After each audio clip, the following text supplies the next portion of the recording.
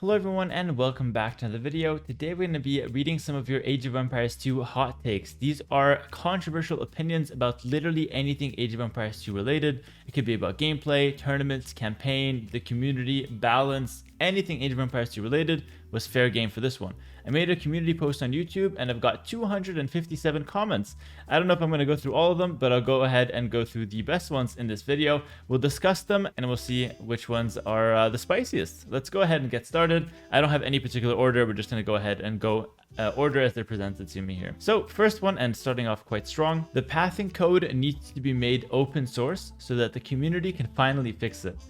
That's a crazy suggestion. I am not big into programming and whatnot, not very knowledgeable there. So I know a little bit about what it means to make something open source, but not everything about that topic. So what I would say is that if it would fix pathing, you get a thumbs up from me. If it's going to make the whole situation more messy and not get anything done, then definitely a thumbs down from me. I'll leave that one more to you guys, the community, to make your mind about that.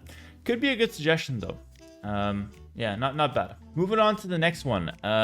Two-handed swordsmen look more badass than champions. Yeah, that's an easy thumbs up. I don't know who would disagree with that. I think that's a really easy one to agree with. Yeah, I knew that since I was very young. I would be curious to see if anyone has any other infantry line as their favorite, but I think two-handed swordsman is the best looking one, and it's not close. Maybe longsword.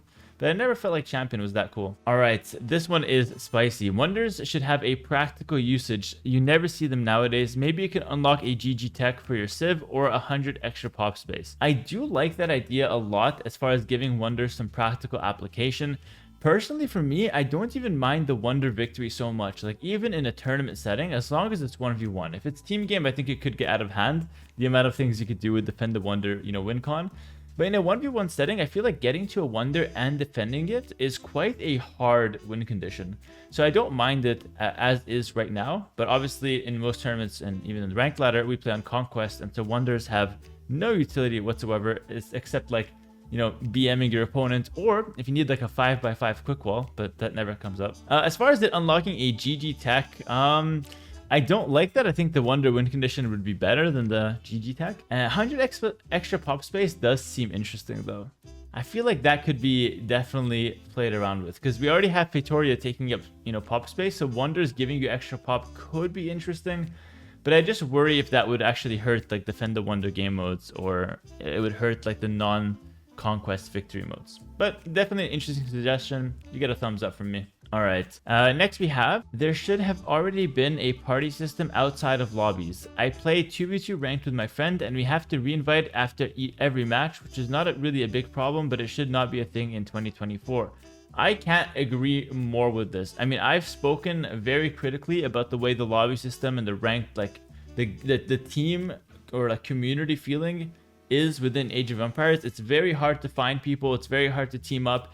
And something as tedious as just queuing up a lobby, inviting the other guy, and then queuing ranked after every game is pretty big. Like, that is quite, it's quite a lot of, clicking to do after every match.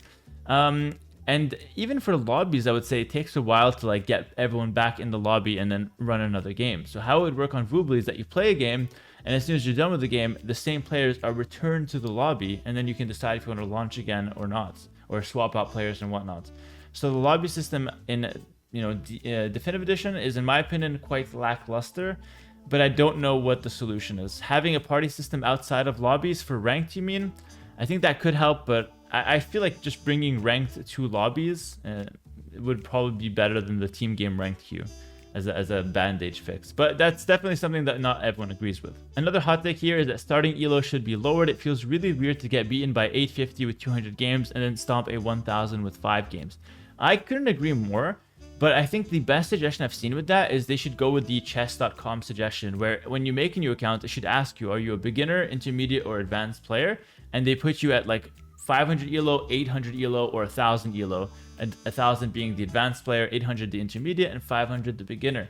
This gives you a really good stepping stone if you're a genuine new player to learn the game without getting turbo stomped in your first 20 ranked games. And I think that's a really big turnoff to a lot of people, where they just get destroyed in their first 20 games and they're like, oh, I'm losing 20 games to beginners, this game is not for me. Whereas in reality, the 1000 elos are like veterans, you know. We got some 1000 game 1000 elos, which, yeah, we could say like they're hard stuck, you know, and they're not improving, but that 1000 elo is still a very decent level nowadays, and it keeps getting better. So 100% agree, and I think the suggestion to copy the chess system is probably the best one I've heard. It's not even mine, I just heard it and I loved it. Ooh, this is a good one. The learning curve is so large that new players don't come to the game because of how advanced even the low level players have become.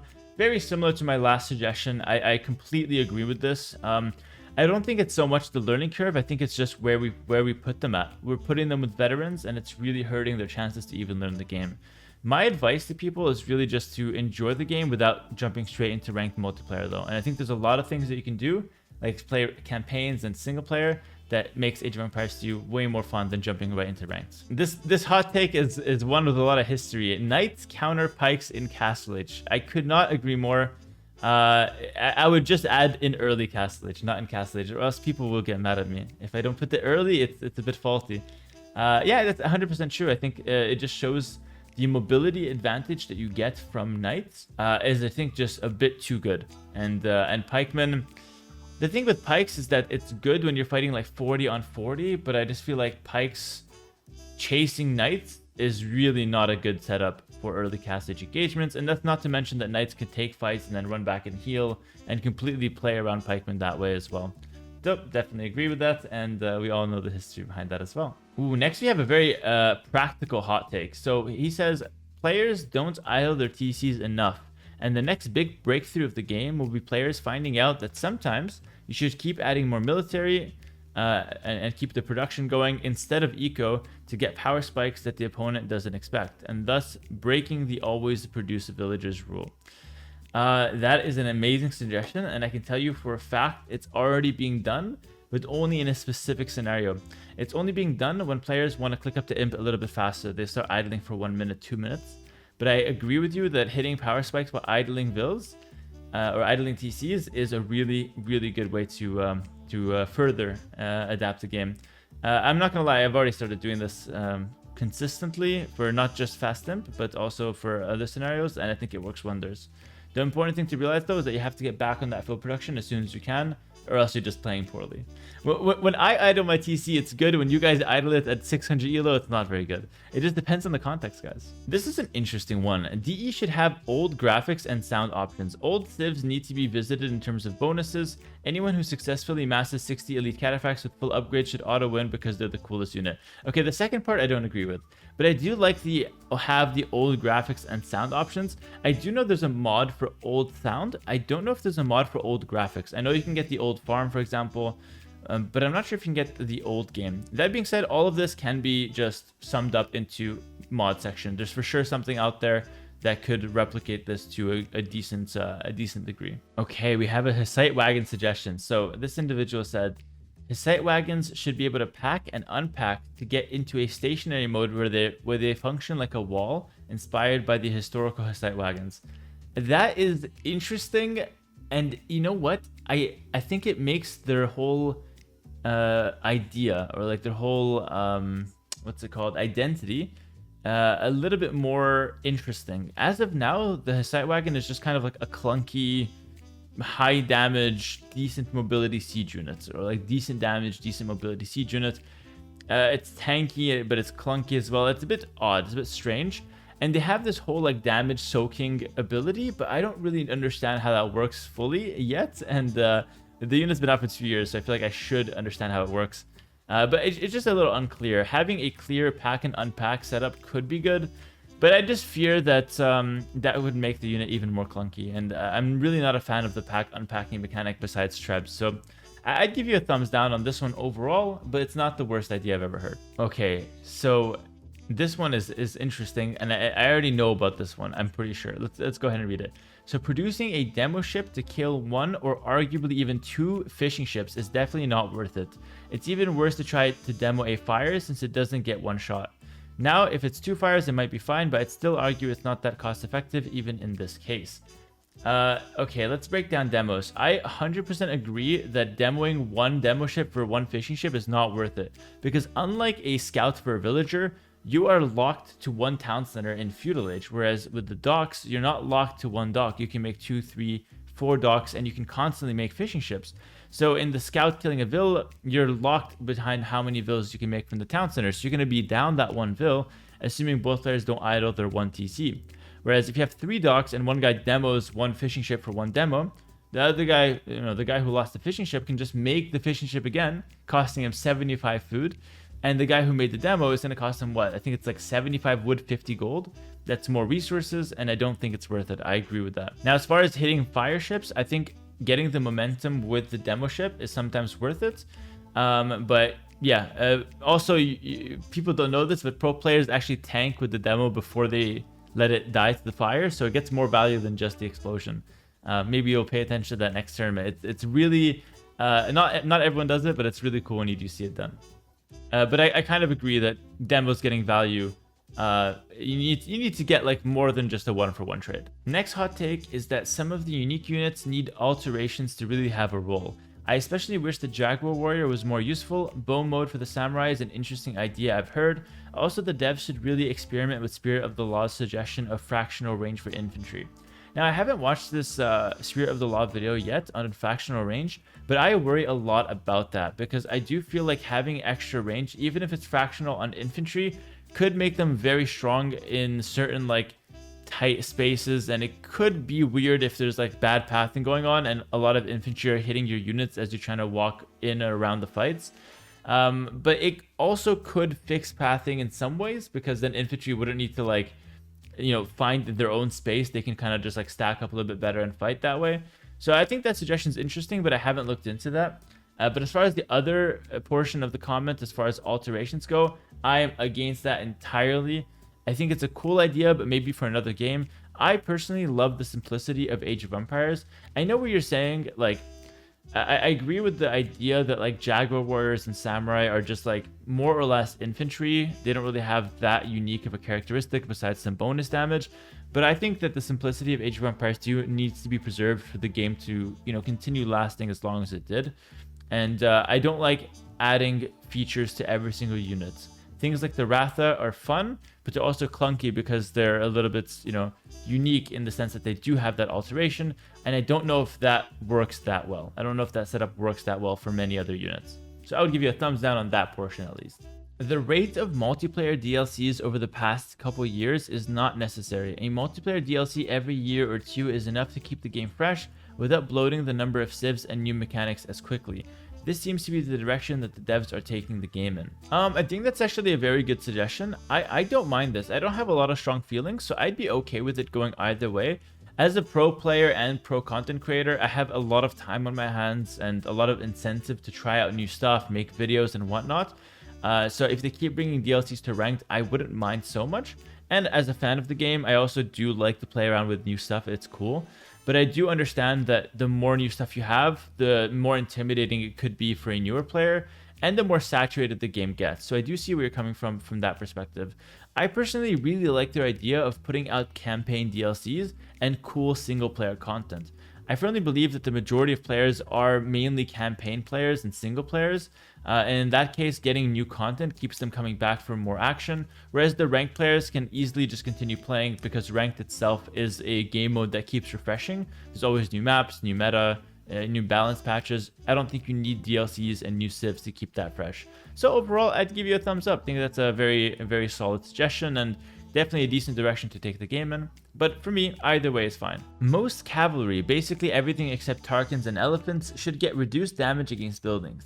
It's not fair that cavalry is fast, trades effectively against infantry, and is better against archers. Making them bad against buildings would instantly make elephants and infantry more appealing. This is actually a very good suggestion that I'm surprised I've never heard before. That makes a lot of sense. I think that's a good way to buff infantry and elephants without actually like giving them extra stats, making them more unique in that sense. I've always felt though that the cavalry is basically like a do everything unit, and this is something that kind of hurts a strategy game in some way. Like for example, a knight basically has no weaknesses. In the past, the downside of a knight instead of a longsword is that the knight gets countered by something like pikes more easily. Whereas nowadays, I feel like if the opponent just goes pikes, you're fine running around with knights and using that mobility. And having, strong base damage means you can break buildings just as fast as longswords, a bit slower maybe, But you know, adding in the fact that you can run building to building and take them out, I think the knight is just a little too versatile. So I would say overall I agree with this hot take. I don't know if I'd go as far as to say that I want to see that be nerfed or implemented, but I think it would be interesting to mess around with that. Even if it's just like one less bonus damage against buildings or one less damage to buildings, it could really go a long way. I will say though, I wouldn't touch the scout cav line, I'd only touch the knight line, I would think. But I'm not sure about that either. We should standardize the clock so that the default speed isn't 1.7 anymore, and in the same swoop change the start to a 6 or 9 vil start. People will not like it at the beginning, me included, but it would be for the greater good later on. I give this a major thumbs down, not from a personal perspective, but from a overall sense. And I'll explain my reasoning. As much as I enjoy 9 vil start and I play it in tournaments, and it's probably my favorite game mode as of now, I think that keeping 3 vil start is absolutely key for a few reasons. Number one is nostalgia. People remember the game like that. People want to see it like that for years to come. If they come back and they see 9 vil start, that's an easy turnoff for a lot of those people, I'm sure of it. Secondly, the game is already hard enough to learn. Making 9 vil start or 6 vil start the standard would make things very complicated for players. I think the slow start actually makes it easier for players to know what to do and kind of makes the game a little bit more digestible. As far as the clock being standardized, that's fine. I don't have any strong feelings there. It would actually make it very easy to like clip videos and stuff like that on my end, but I don't have any strong feelings there. But definitely want to keep the game 3 vil start. At least, you know, maybe like some top tournaments aside. Top players not collabing in videos is actually a huge blunder for the AoE2 community. We are missing out on thousands of views and attention given to smaller creators that would be very entertaining and beneficial for everyone. Side comments, why are we not seeing this more? Are top players too busy, too petty, or too introverted that they don't like collabing very much? I could not agree more with this comment, and I'm happy he brought it up so I can talk about it a little bit. I told you guys at the start of 2024 that I want to do more collaborations. I want to get more people involved because I agreed with this guy that it's fun. It generates good viewership for everyone involved. And it's just a overall big W for the community. And it gets people, you know, hyped for the next collaboration. And I follow other scenes and other communities. And we are by far the community that has the least number of collabs happening. And it's really a shame. So I think I attribute this to like 2 or 3 reasons. Number one, with content creation in general, it's a lot about like, because it's a smaller scene, it's mainly a competition. And usually when it's a collab, one guy will always benefit a little more than the other. It's just natural. Like if I collab with someone smaller, I'd be getting less, he'd be getting more. And if I collab with someone bigger, I'd be getting more, they'd be getting less. For me personally, I think that's completely irrelevant because the overall, you know, the overall benefit, it just completely weighs more than that, like way more than that. But I do think that's one reason why we don't see it. And the second reason is that people just like to do their own thing. People like to, you know, keep their own, you know, content running, and you know, everyone has, you know, just something that is comfortable for them. And changing that up or going a different path could be, you know, lead to some complications. And I also feel like going for a collab is a lot more work than you'd expect. So asking someone to like do the collab, if both parties aren't very interested in it, it's going to feel a little tedious for at least one of the parties. So those are a few reasons that I found was hindering people from collabing together. I personally wish that we can see a lot more collabs happening. And I hope to push for more. I've actually done quite a few on my channel and I'm happy about them. And the best part is every single time I've done a collab, I think both parties ended up really happy. I either gave like a big shout out to the person I worked with, gave them half of the money that the video made, or, you know, found some other way to compensate them for their time and their effort. And I've had really positive results. And I feel like more collabs would just be a huge W for the scene. I agree with you in every way, and I'm actually very passionate about that. So it's a double thumbs up for me. And I think the viewers would like it the most. So yeah, I think there's no really good reason why this is not happening besides it just being, you know, different than the status quo. It's different than just doing what's already being done, and you know, it's maybe just a little bit of laziness on everyone's end. That being said, I'll still try to continue pushing for collabs. Sometimes people just need a nudge as well, and sometimes they are, you know, very much down. But I don't know. I'd be interested to see some of the other content creators' opinions on this topic. Because I personally am pro collab very much so. This is a very good suggestion. We should introduce a battle stance for ranged units where they prioritize units which are furthest away instead of the closest one. would make late game ranged battles much more manageable and reduce the constant overkilling by picking out single targets. Would also kill the strategies of patrolling units in front to soak. That's an insane suggestion. I've never even thought of that or heard about it, and I think that would be super cool. The one downside though is that I personally consider it a skill at the moment to like manage your units to prioritize, the opposing backline instead of getting stuck on the front line. It's kind of a thing in team games as well, where the crossbow player would patrol the knight guys in front of him. If you had a function where they can just ignore the guy in the front, I think that could be like really strong. So I'm like for this as a concept, but I think it could oversimplify battles in late game and take some skill away. But what do you guys think? This is a very interesting one. This is a fun one. Arambai are the most underrated unit in the game. This is an easy thumbs up for me. I don't know if they're the most underrated, but they're definitely one of the most underrated. Every time I see that unit, it's absolutely crazy. And I still remember I have a couple shorts on the channel that just show Arambai dominating like everything. And it's a pleasure to play with them. Wheelbarrow being too slow to research is the main reason for the market being so good. This is a very interesting idea. I think with the new market change, the market is actually not in the position where it's too good. So it could have just been the fact that food was too cheap to buy. Maybe that was the main reason.